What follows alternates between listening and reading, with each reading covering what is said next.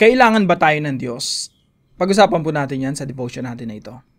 Magandang araw po sa bawat isa sa inyo. Welcome back to our 365 Daily Devotions Seminar Edition. Now, gusto po nang batiin si Eds Cruzada na sumusubaybay po dito sa ating channel. I hope nagiging pagpapala sa iyo yung mga devotion natin. Now, pag-usapan po natin ngayon ay patungkol po sa independence. Pag sinabi pong independence, ito po ay patungkol sa Diyos. God is independent, hindi tayo kailangan ng Diyos. Kaya yung tanong natin na kailangan ba tayo ng Diyos? Well, short answer, hindi tayo kailangan ng Diyos. Hindi kailangan ng Diyos ng creation, creatures, mga tao, advisor, o mga tutulong sa Kanya.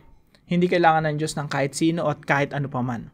So, independence refers to the truth that God is self-sufficient and does not rely on anyone or anything for His existence, power, or glory. He is entirely independent of His creation and needs nothing from us to fulfill His purposes. Hindi kailangan ng Diyos ng tao o tulong ng tao o advice ng tao o panalangin ng tao. Yet, ito po yung maganda naman sa ating Diyos. Yet, despite His independence, God graciously invites us to partner with Him in His work and to bring Him glory. So kahit na hindi tayo kailangan ng Diyos, mula sa kaibuturan ng puso at pag-ibig ng Diyos, ini-invite niya tayo na maging partner niya. Ibig sabihin, invited tayo na para maging kagamit-gamit sa Diyos kahit hindi tayo kailangan ng Diyos. So this truth should humble us, reminding us that we are utterly dependent on Him for every breath, provision, and blessing. So tayo po yung dependent sa Diyos, pero yung Diyos hindi dependent sa atin. Now, yung verse po natin ay Acts chapter 17, verse 24 to 25. Ito po yung mga panahon na si Apostol Pablo pumunta ng Athens. Alam niyo naman si Apostol Pablo, missionary. Maraming mga missionary journeys, maraming mga adventures. Now, si Apostol Pablo pumunta rito sa Athens, nangangaral siya after sa Thessalonica, punta siya sa lugar na ito, at dito po, nakaharap niya yung mga pinakamatalinong tao sa Areopagus. At kaharap niya, isipin niyo po si Apostol Pablo na nagpe-preach, no? At itong mga tao na ito, mahilig sila magtayo ng mga struktura, buildings, temple, tapos dyan nila nilalagay yung kanilang mga Diyos-Diyosan. At nag-aalay sila, todo serbisyo sa Diyos-Diyosa nila. Pero dito sa Acts chapter 17, nung kausap ni Apostol Pablo yung mga taga-Areopagus, pinakamatalinong tao, mga philosophers nila, sabi ni Apostol Pablo, "The God who made the world and everything in it, being Lord of heaven and earth, does not live in temples made by man, nor is He served by human hands." Hindi niya kailangan ng paglilingkod ng mga tao. Hindi niya kailangan ng mga alay at sakripisyo ng mga tao as though He needed anything. So yung Diyos independent. Sabi dito, since He Himself gives to all mankind life and breath in everything. Sa halip, yung Diyos ang nagbibigay ng hininga sa tao. Ang Diyos na gumawa ng sanlibutan at lahat ng naririto ay ang Panginoon ng langit at ng lupa at hindi naninirahan sa mga templong ginawa ng tao. Hindi rin siya nangangailangan ng anuman tulong o paglilingkod ng tao, sapagkat siya mismo ang nagbibigay ng buhay, hininga at lahat ng bagay sa sangkatauhan. So, yung tao dependent sa Diyos, pero yung Diyos hindi dependent sa tao. Now, ito po yung mga katuruan natin ngayong araw. Number 1, God is independent and self-sufficient. So, nung nilikha niya yung mundo, in the beginning, God created the heavens and the earth. Then, nilikha niya yung hardin ng Eden. Sa Genesis chapter 1, sunod-sunod yung paglikha ng Diyos. And then on the 6th day, nilikha niya yung tao. Now, nilikha niya ang lahat ng bagay, pati yung tao, hindi dahil nalulungkutan Diyos. Tandaan po natin yan, there was never a time na nangailangan ng Diyos ng tao, lumikha siya ng tao dahil nalulungkot siya, dahil, kulang sa pag-ibig, kulang sa atensyon, o ano pa man. Nilikha niya yung tao for the purpose of His own pleasure. Pero, kahit na hindi niya likhain yung tao, God is independent. Masaya ang Diyos sa kanyang sarili. That's why we believe in the Trinity. Father, Son, and Holy Spirit. Kung hindi tayo naniniwala sa Trinity, merong isang persona lang, yung Diyos. marahil maniwala pa ako na nalungkot yung Diyos. Kulang sa pag-ibig yung Diyos. Kulang sa attention yung Diyos. Kasi isang persona lang eh.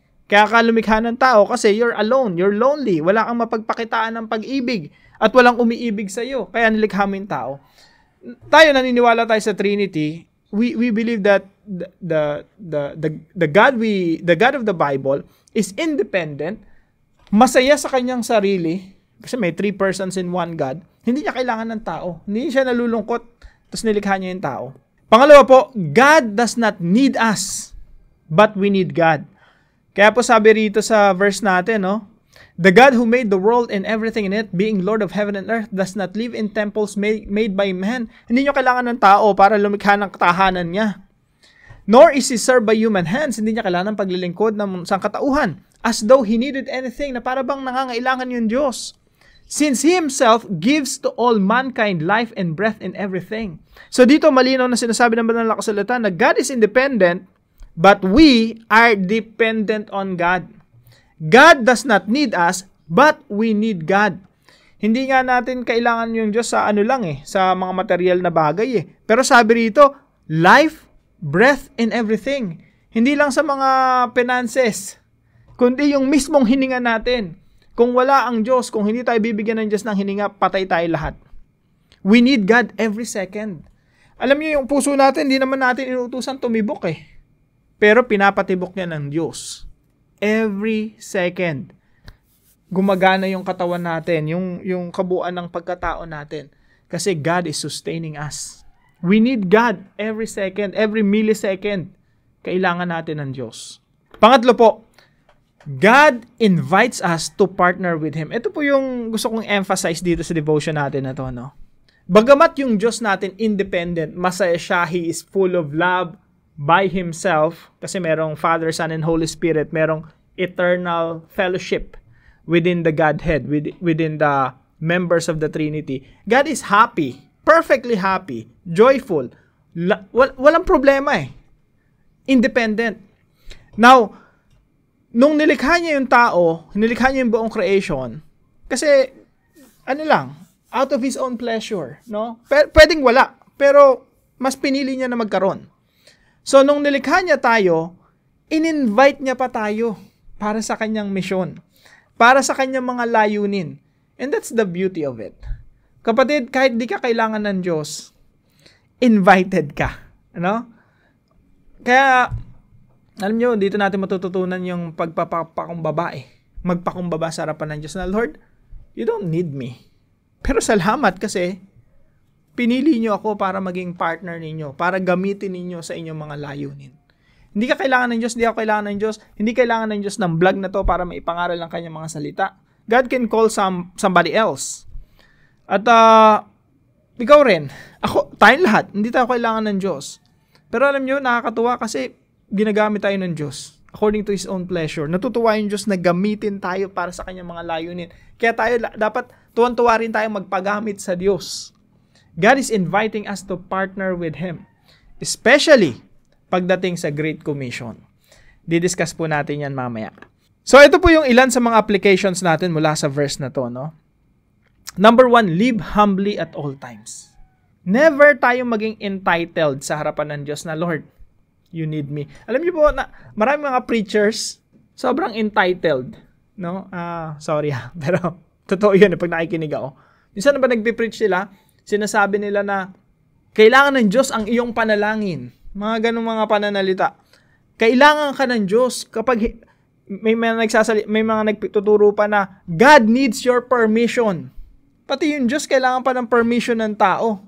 Mga kapatid, wala tayong sense of entitlement na para bang kailangan ng Diyos ng permission ko para makakilos siya sa buhay ko. Kayang kumilos ng Diyos sa buhay mo with or without your permission. God is all powerful.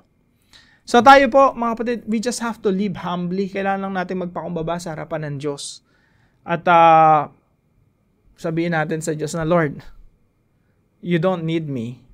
Pero salamat kasi invited ako. Salamat kasi ginagamit niyo ako para sa inyong kaharian. Hindi niyo ako kailangan, pero salamat kasi natuwa kayo according to your own goodwill, according to your own pleasure.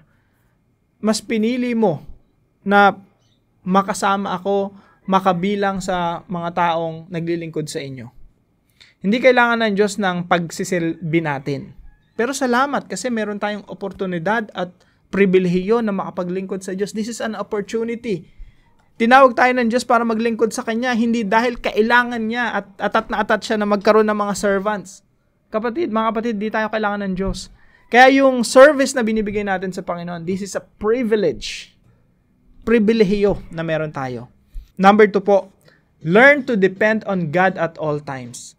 Yung Diyos hindi dependent sa atin, pero tayo dependent sa Diyos sa bawat hininga natin.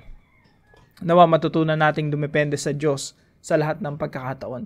At alam niyo po, maganda po sa pagdepende sa Diyos, hindi tayo mapapahiya. Sinasabi po sa banal na kasulatan na yung lahat ng mga tao nagtitiwala sa Diyos, hindi mapapahiya. Ibig sabihin, pag nagtiwala ka sa Diyos, merong saklolo mula sa Diyos, merong tulong mula sa Diyos. Kaya po pag humingi ka ng tulong sa Diyos, salamat sa Panginoon kasi hindi ka niya pahihindian na para bang yung anak lumapit sa magulang, may pwede namang gawin yung magulang, walang ginagawa. Yung Diyos natin, pag lumapit ka, ang lambot ng puso ng Diyos sa atin because we come to the Lord, we approach the Lord in the name of the Lord Jesus Christ. Sa pangalan ng Panginoong Jesucristo, lumalapit tayo sa Diyos kaya ang lambot-lambot ng puso ng Diyos sa atin. Lahat ng mga sasabihin natin, pinapakinggan ng Diyos. Kasi tayo nagpapakumbaba at lumalapit tayo sa pangalan ng Panginoong Jesucristo. Mga kapatid, may problema ka ba? May pagsubok ka pa? Dumepende ka sa Diyos. Lumapit ka sa Diyos sa pangalan ng Panginoong Jesucristo, hindi ka pahihindian ng Diyos. Hindi iisnabin ng Diyos ang iyong mga panalangin at paghingi ng saklolo. God will be with you. God will take care of you. God will help you. Ang Diyos ang ating laging saklolo. Pangatlo po, love God. Lahat po ng meron tayo, pribilehiyo. Pinili ng Diyos na ibigin tayo kahit na hindi naman pwede naman tayong hindi ibigin ng Diyos. Pero pinili ng Diyos na ibigin tayo. Now, it's our turn to love Him back. Sabi sa Biblia, we love because He first loved us. Nagmamahal tayo sa Diyos kasi una tayong inibig ng Diyos. So, love God and value what He values. Now, sabi po sa John chapter 14 verse 15, ito ang sabi ng ating Panginoong Jesucristo, if you love me, you will keep my commandments. Kung mahal mo ako, tuparin mo ang aking pinag-uutos. Mga kapatid, ang relasyon natin sa Panginoong Jesucristo ay walang iniwan sa relasyon natin sa ating asawa. No? Kung mahal mo yung asawa mo, pagpapahalagahan mo yung pinagpapahalagahan ng asawa mo. Kung mahalaga sa iyo mahalaga sa asawa mo ang quality time, dapat mahalaga rin sa iyo yung quality time.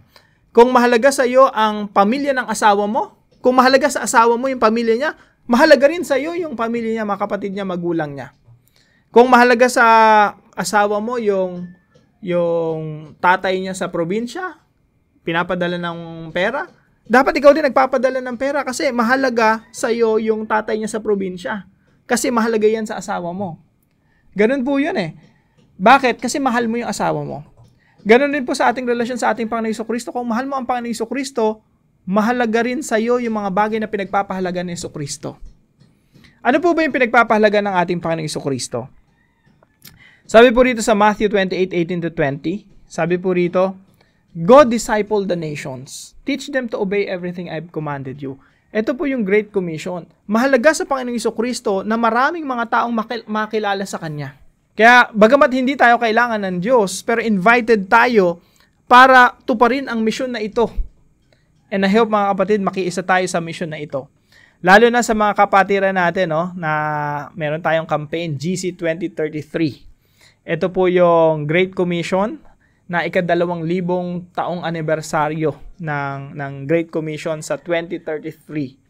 So, mission natin na mas marami pang mga tao ang makakilala sa Panginoong Jesucristo. Mahalaga kay Jesus yung Great Commission.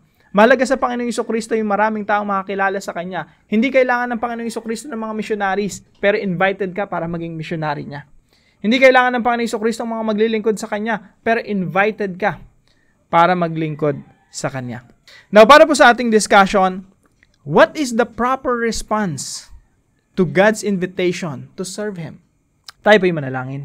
Lord, You are completely independent, needing nothing from me or anyone else. Yet, You graciously allow me to be part of Your plan. I thank You for Your sovereignty and for choosing to work through me. Help me to live with awareness that I am utterly dependent on you for every breath and daily provision. May this truth lead me to deeper humility, trust, and worship, knowing that you are the source of all things. I pray that you will use me to advance the Great Commission of Jesus Christ. In Jesus' name I pray. Amen and amen.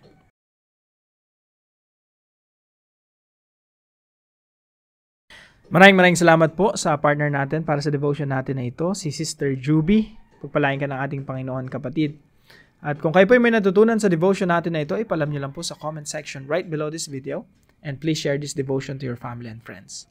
God bless you po. See you po tomorrow 5 a.m. dito sa ating Daily Devotions.